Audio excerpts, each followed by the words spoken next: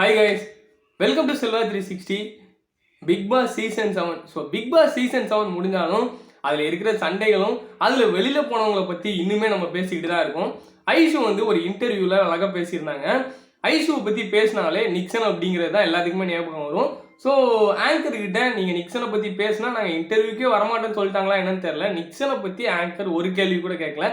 So ஒரு வேளை நியாயமாக இருக்கேன் அப்படின்னா நிக்சனை பற்றியும் கேட்டுருக்கணும், ஆனால் நிக்சனை பற்றி எதுவுமே கேட்கல. பிரதீப்பை பற்றி கேட்டிருந்தாங்க.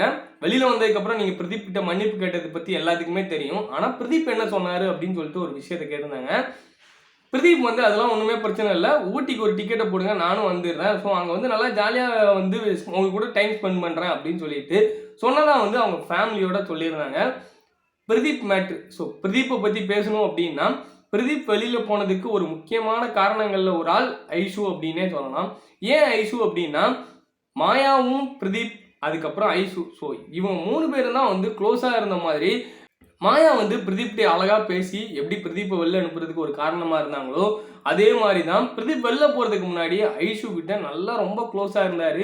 ஸோ ஐஷுவை நம்பி சில விஷயங்கள் சொன்னார். நீ வந்து வெளியில் வைல்டு கார்டிலேருந்து வந்தவங்கள வெளியில் போக வைக்கணும் அப்படின்னா நீ அவங்கக்கிட்ட க்ளோஸாக பேசு, அதனால அவனுங்க வந்து ஈஸியாக வெளில போயிடுவானுங்க, அவங்கக்கிட்ட ஒரு லவ் கண்டென்ட் கொடு, அதனால ஈஸியாக அவனை வெளில அனுப்பிடலாம் அப்படின்னு சொல்லிட்டு பிரதீப் வந்து ஒரு விஷயத்த சொல்லி கொடுத்தாரு. ஸோ அது நிக்சனுக்கு செம்ம காண்டு அப்படின்னே சொல்லலாம்.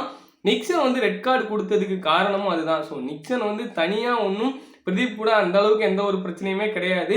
ஸோ பிரதீப் வந்து ஒரு தடவை சொன்னார், நீலாம் ஒரு ஆளா, நீ எங்கேருந்து வந்தேன்னு தெரியுமா அப்படின்னு சொல்லிட்டு ஒரு விஷயத்த கேட்டிருந்தாரு. ஸோ அந்த பிரச்சனையை கூட நிக்சன் எதையுமே மனசில் எடுத்துக்கல. ஐஷு கிட்ட க்ளோஸாக இருந்ததை வச்சு தான் சரி இனிமேல் வேலைக்கே ஆகாது, நம்ம பிரதீப்பை போடணும்னா நம்ம ரெட் கார்டு கொடுத்துடணும் அப்படிங்கிற மாதிரி கொடுத்தாங்க. ஸோ இந்த ஒரு விஷயத்த தான் ஆங்கரும் பேசியிருந்தாரு.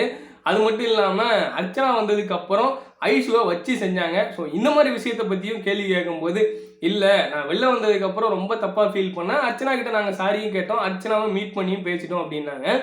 ஏன் இன்னுமே வந்து ஐஷு புள்ளி கேங்கை வந்து மீட் பண்ணவே இல்லை?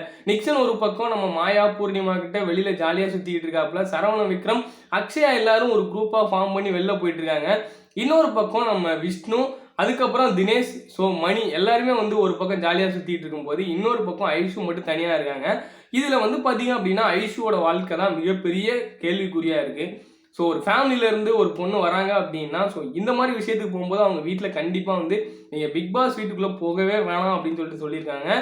நீ போனால் அப்படின்னா உன் பேர் என்ன வேணாலும் ஆகலாம், இது வந்து ஒரு ரியாலிட்டி ஷோ 24/7 வேற ஒளிபரப்பு பண்ணுறாங்க. ஸோ அதனால் கண்டிப்பாக உன் பேருக்கு ஏதாவது ஒன்று டேமேஜ் ஆகிறதுக்கு வாய்ப்பு இருக்குது அப்படின்னு சொல்லிட்டு சொல்லி தான் விட்டுருக்காங்க. அதையும் மீறி தான் ஐஷு வெளில வந்திருக்காங்க.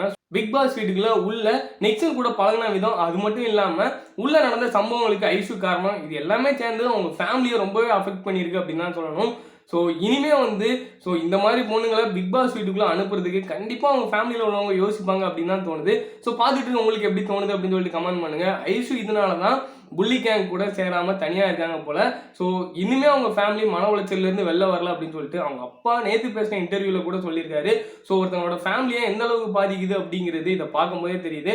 பிக் பாஸ் அப்படிங்கிற ஒரு விஷயம் நமக்குலாம் பயங்கர என்டர்டைன்மெண்ட்டாக இருந்தாலும் அதில் கலந்துக்கிறவங்களோட வாழ்க்கை வெளியில் போனதுக்கு அப்புறம் எந்த மாதிரி இருக்குது, ஸோ அதில் உள்ளே வந்துட்டு வெளியில் எவ்வளோ பேர் டேமேஜ் ஆகி வெளில போயிருக்காங்க அப்படிங்கிறத பார்க்கும்போது தான் ஸோ இது பயங்கரமான ஷோவாக இருக்கும் போல், இதில் உள்ளே வர்றதுக்கு யோசிச்சு தான் வரணும் போல் அப்படின்னு சொல்லிட்டு தோணுது. ஸோ பார்த்துட்டு உங்களுக்கு எப்படி தோணுது அப்படின்னு சொல்லிட்டு கமெண்ட் பண்ணுங்கள். பிக் பாஸ் சீசன் 7 உங்களுக்கு யாரை பிடிக்கும் அப்படின்னு சொல்லிட்டு கமெண்ட் பண்ணுங்கள். தேங்க்யூ.